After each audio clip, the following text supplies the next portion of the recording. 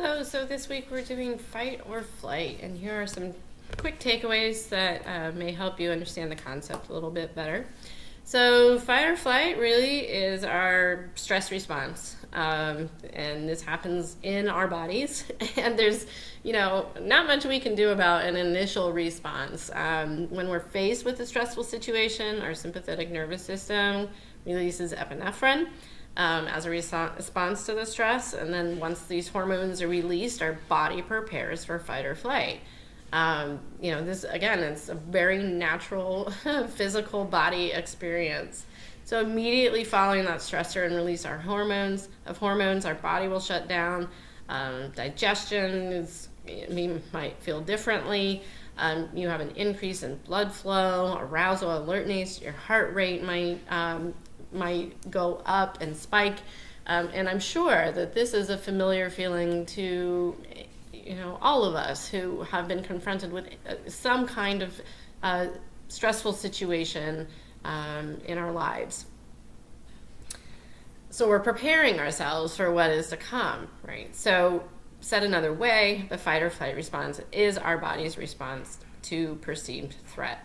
And so as you recall, just way back, just when humans were first confronted with large animals and things like that, it was a natural feeling for your body to go into a fight or flight response. You're either thinking you're going to fight the situation where you confront it, or avoid it, flee, and that's the flight response. But what happens when we enter this fight or flight response, our body releases adrenaline to prepare for our response, which then changes our physiological functioning. So again, natural feeling, natural experience for our bodies to go through this, but what it can do then is impair our ability then to become empathetic. So as we relate this to empathy, our fight and flight response results in our cognitions becoming more goal-oriented and focused, which you could argue, well, isn't that kind of a good thing, right? If you're confronted with a very stressful situation, you have to figure out, what am I going to do? Quick action. Am I going to flee this large animal that's chasing me down the street, or am I going to fight it off? And that's a very physical and kind of more of a prehistoric example, if you will. But now we're confronted with a lot of stressful situations that may not always be triggered by a large animal, but it could be just these everyday stressors that we have. Flat tire, an exam that's coming up, dealing with people that seem, unfriendly, whatever it could be. These all can trigger our fight or flight responses these days. But what happens if we get too focused on a situation and we're just relying on that response? That can reduce our perspective taking and therefore compromise our ability to be empathetic. So if we're always focused on our own situations, we're more likely then to have our fight or flight responses triggered, and then our empathetic responses decrease. So if we can figure out, and that's part of the exercise this week, is identifying, first of all, what do I typically do? What feels, what am I mostly do when I'm trying to figure out or deal with a stressful situation? Do I want to fight it, or do I just want to avoid it? I don't want to deal with this. This is not good. That could be a first step in even just kind of identifying where we can go next with our response. But if we can kind of overcome these responses, these immediate, reactions, and we can shift our focus, we can try to focus on others rather than just our own situations. Now, I want to kind of put this in some perspective. When we talked about situations in my in-person class in the fall, students would say, well, I don't know if I can be really empathetic if my just,